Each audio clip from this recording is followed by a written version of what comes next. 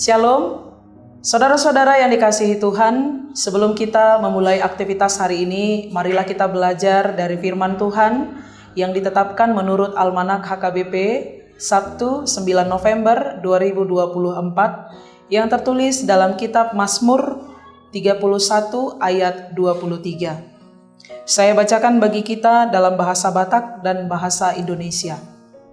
Ianggo au nunga pola hudok di hata hutoku, nunga sirang au sian adopan ni matam. Hape ditangihon hodo suarani angguki, uju mangangguhi au tuho. Aku menyangka dalam kebingunganku, aku telah terbuang dari hadapan matamu. Tetapi sesungguhnya engkau mendengarkan suara permohonanku ketika aku berteriak kepadamu minta tolong. Demikian pembacaan firman Tuhan.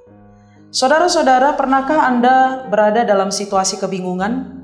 Bingung karena harus memikirkan apa yang dilakukan, bingung karena memikirkan apa yang harus dipilih atau yang diputuskan, atau bahkan mungkin bingung menghadapi banyak persoalan yang terjadi di dalam kehidupan. Ketika kita berada dalam situasi bingung, bisa disebabkan karena pikiran kita kurang jernih, atau tidak fokus, tidak memahami dengan jelas tentang sesuatu hal. Ketika kita bingung, bisa saja menghasilkan pekerjaan yang tidak tepat, atau tindakan yang dilakukan dalam kebingungan terkadang kurang baik. Kebingungan bisa terjadi kalau kita tidak jelas memahami siapa dia, atau mengenal tentang apa yang terjadi di dalam kehidupannya. Itulah yang terjadi di dalam kehidupan Daud sebagai pemazmur di dalam perikop kita saat ini. Kondisi Daud sedang mengalami situasi yang genting di dalam kehidupannya. Ada beberapa orang yang mengkhianati Daud dan bahkan memberitahukan keberadaannya kepada Saul yang pada saat itu berencana untuk membunuhnya. Bahkan ada yang berencana untuk menjebak dan juga menjatuhkan Daud. Bayangkan betapa bingung dan kalutnya situasi Daud pada saat itu. Dia mengira tempat itu aman, dia mengira tempat itu bisa memberikan keselamatan bagi dia. Ternyata tidak, karena ada orang-orang yang tidak senang dengan Daud. Di dalam kebingungannya, Daud menyangka dia terbuang dari hadapan Tuhan. Di dalam bahasa Batak dikatakan nunga pola hudok di hata hutopku, nunga sirang ausian adopan ni matam. Hata huton, ketakutan dan kebingungan. Berangkat dari rasa bingung dan ketakutan Daud, dia menyangka dan menduga bahwasanya dia terbuang dari hadapan Tuhan. Karena dugaan yang datang dari kebingungan bisa menjadi dugaan yang salah dan tidak benar, tidak tepat untuk mengenal sesuatu hal. Sementara sejatinya Tuhan mendengarkan doa Daud ketika Daud fokus dan serius untuk berdoa kepada Tuhan. Dia berteriak meminta tolong. Di dalam bahasa Batak mangangguhi. Dia menangis. Dia berteriak dan menandakan bahwasanya Daud serius memohon dan berdoa kepada Tuhan.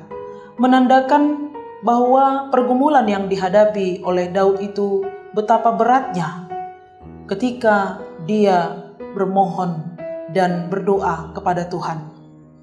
Jadi saudara-saudari, orang yang berada di dalam situasi bingung ya seperti Daud ini, yang dia bisa menganggap bahwasannya rencana Tuhan itu tidak baik di dalam kehidupannya, atau dia bisa juga salah menduga tentang rencana Tuhan di dalam kehidupannya.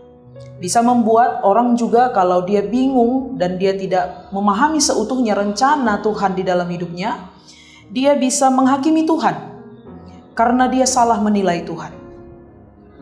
Padahal kenyataannya Tuhan berbeda dengan apa yang dia duga, dengan apa yang dia kenal, karena dia pada saat mengenal itu dia tidak fokus kepada Tuhan. Dia bingung sehingga dugaannya tidak tepat. Namun Daud di sini tidak terus-menerus takut dan berada di dalam situasi bingung, Bapak Ibu Saudara-saudari. Sebab dia mau mendengarkan Tuhan dan dia mau mengenal Tuhan lebih dalam lagi. Mungkin Anda saat ini sedang mengalami kekalutan, takut, atau sedang bingung menghadapi situasi yang terjadi. Memang mengerikan sekali jikalau kita memikirkan dunia ini bukanlah tempat yang aman. Walaupun saat ini kita mengalami situasi yang aman dan tentram, tetapi kita juga harus tetap waspada bahwasanya pergumulan tidak diduga kapan datangnya. Oleh karena itu kita harus siap sedia bersama dengan Tuhan. Kita harus menjadikan Tuhan sebagai tempat perlindungan kita. Menjadikan Tuhan sebagai tempat perlindungan kita adalah sikap yang tepat dan benar. Seperti yang dilakukan oleh Daud ini. Dia tidak tinggal diam di dalam kebingungannya, tetapi dia bangkit dan mau bergerak untuk semakin diproses oleh Tuhan. Dan dia bersedia untuk dibentuk oleh Tuhan. Sehingga melalui proses pembentukan itu, Daud pun semakin akrab dan semakin dalam mengenal akan Tuhan. Bagaimana Daud menyikapi persoalan hidupnya? Dengan sangat baik. Dia mengajak kita pada saat ini untuk bisa meneladani sikap Daud. Ketika dia menghadapi pergumulan yang begitu hebatnya, dia tidak lupa untuk mengucap syukur dan dia tetap setia untuk melayani Tuhan. Dia mengatakan melalui kisah kehidupan ini kepada kita Bapak Ibu, bahwa kehidupan yang sedang dia jalani hanya ditentukan oleh Tuhan sendiri, bukan ditentukan oleh musuhnya, bukan ditentukan oleh pergumulan atau persoalan yang begitu hebatnya terjadi di dalam kehidupannya. Betapa beratnya pun pergumulan itu, tetapi bukan itu yang menentukan kehidupan daripada Daud.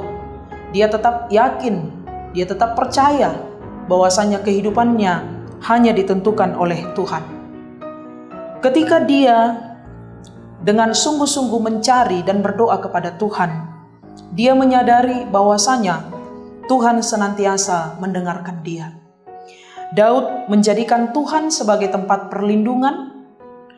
Daud menjadikan Tuhan sebagai penjunan, sebagai sumber keselamatan di dalam hidupnya.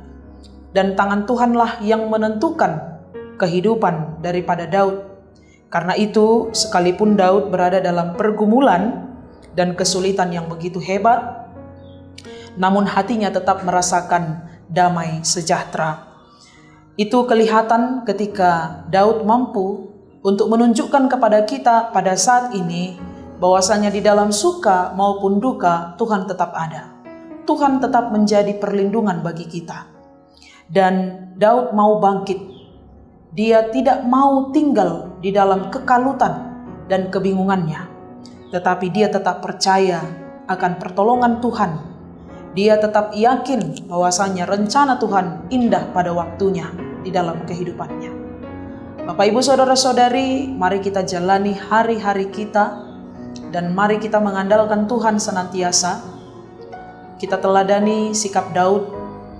Dia menghadapi pergumulan yang begitu berat, tetap mengandalkan Tuhan sehingga dia mampu menang melewati setiap tantangan dan pergumulan yang terjadi. Dia tetap setia dan taat untuk melayani Tuhan. Selamat melayani Tuhan bagi kita semuanya, saudara-saudari yang terkasih. Mari andalkan Tuhan dan jadikanlah Dia menjadi perlindungan yang aman bagi kita. Shalom.